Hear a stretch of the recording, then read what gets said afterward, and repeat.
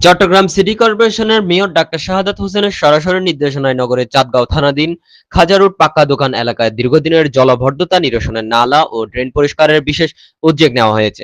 স্থানীয় সূত্রে জানা যায়, দীর্ঘদিন ধরে নালা ও ড্রেনসমূহ ময়লা আবর্জনায় ভরাট ও বন্ধ হয়ে থাকায় সামান্য বৃষ্টিতে পাক্কা দোকান এলাকার সড়ক ও আশপাশের বিভিন্ন স্থানে তীব্র জলাবদ্ধতার সৃষ্টি হতো।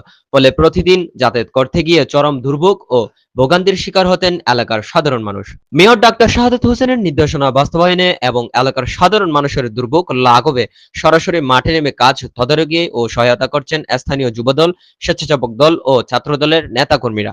তাদের সাথে যুক্ত হয়েছেন এলাকার স্থানীয় মুরব্বী ও গণ্যমান্য ব্যক্তিরাও। ড্রেন পরিষ্কারের সময় বিশেষ কার্যক্রমে উপস্থিত থেকে সার্বিক সহায়তা ও তদারকি করেন সাবেক সহসভাপতি চাঁদগাঁও থানা যুবদল নেতা মোহাম্মদ শহীদুল আলম সাহেব।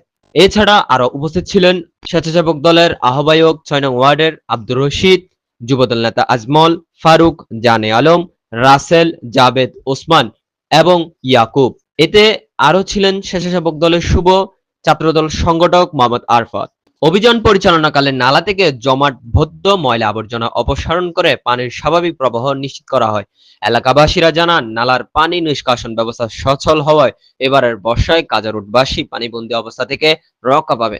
মেয়র ডাক্তার শাহাদাত হোসেনের এই উপযোগী এই জনকল্যাণমুখী পদক্ষেপের জন্য স্থানীয় বাসিন্দারা তার প্রতি গভীর সন্তোষ ও ধন্যবাদ জ্ঞাপন করেছে। Desk report, Chatla Times.